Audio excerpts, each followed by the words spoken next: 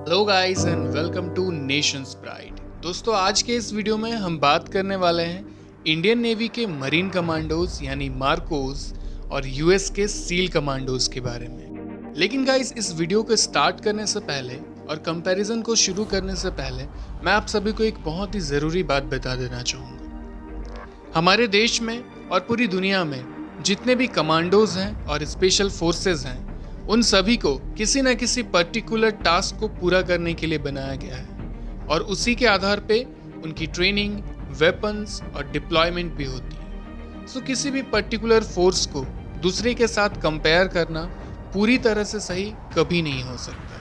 लेकिन फिर भी आप सभी के डिमांड पे मैं ये वीडियो बना रहा हूँ। आई होप आपको पसंद आएगा। So now let's begin.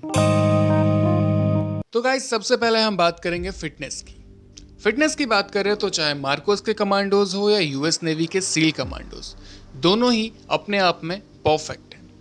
लेकिन अगर आप सील कमांडोज के मस्कुलर बॉडी और लुक्स को देखकर मार्कोस कमांडोज को उनसे कम समझ रहे हैं तो शायद आप गलत हैं, क्योंकि आर्म्ड फोर्सेस में कभी भी बल्की बॉडी और हेवी लुक मायने ही नहीं रखता। और अब हम बात करेंगे ऑपरेशनल एक्सपीरियंस की। मिलिट्री के किसी भी विंग को देखिए तो एक्सपीरियंस बहुत मायने रखता है, और इसके मामले में अमेरिका के सील कमांडोज मार्कोस से एक कदम आगे हैं। ऐसा इसलिए भी है क्योंकि सील यूएस मिलिट्री का एक बहुत पुराना विंग है जिसकी स्थापना 1962 में हुई थी। लेकिन अगर आप मार्कोस की बात करें तो इसकी स्थापना 14 फरवरी 1987 को हुई थी। इसके साथ ही सील्स कमांडोज ने अपने देश और पूरे वर्ल्ड में अलग अलग देशों में अपनी सर्विस दे चुके हैं। So obviously they will have more experience than Marcos. लेकिन यहाँ जानने वाली बात यह है कि अगर हम डिफरेंट सिचुएशंस और कंडीशंस के अकॉर्डिंग देखें तो मार्कोस कमांडोज सील्स से कई ज़्यादा एक्सपीरियंस्ड होते हैं। मार्कोस के कमांडो को हाई एल्टीट्यूड और एंटी टेररिस्ट ऑपरेशंस में भी महारत हासिल है। So now we'll talk about technologies and weapons. Guys, अगर हम टेक्नोलॉजीज और वेपन्स की बात करें तो ऑब्वियसली इसमें भी सील्स कमांडोज ही आगे हैं। लेकिन हमें यहाँ इसके पीछे की जो वजह है उसे ज़रूर जानना चाहिए, और वो है स्लो रेट ऑफ प्रोक्योरमेंट। चाहे आर्मी हो, नेवी हो, एयरफोर्स हो या हमारे देश के कमांडोज हो, वेपन्स का जो प्रोक्योरमेंट है वो बहुत स्लो है, और इसके लिए सबसे ज़्यादा जिम्मेदार हैं हमारे देश के टॉप लेवल पे बैठे हुए ब्यूरोक्रेट्स। गाइस, जिस दिन ये ब्यूरोक्रेट्स अच्छी तरह से अपना काम करना शुरू कर देंगे, हमें बहुत बड़ा बदलाव देखने को मिलेगा। Now guys, last but not least, motivation.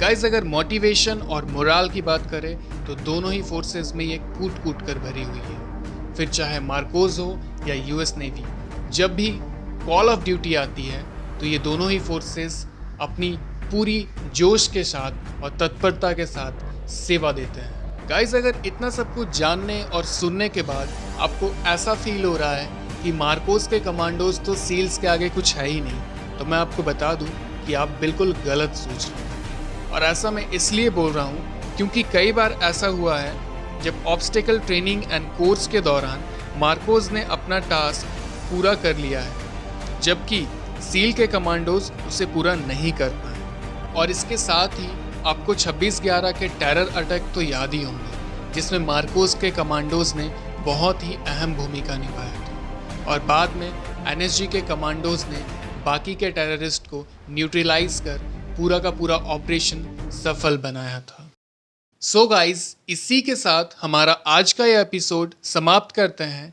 इससे रिगार्डिंग आपकी कोई भी क्वेरी हो तो आप हमें कमेंट सेक्शन में ज़रूर लिखें। आई होप आपको ये एपिसोड पसंद आई। If yes, then please hit like, subscribe the channel and share with your friends. Thank you so much for watching. जय हिंद, जय भारत।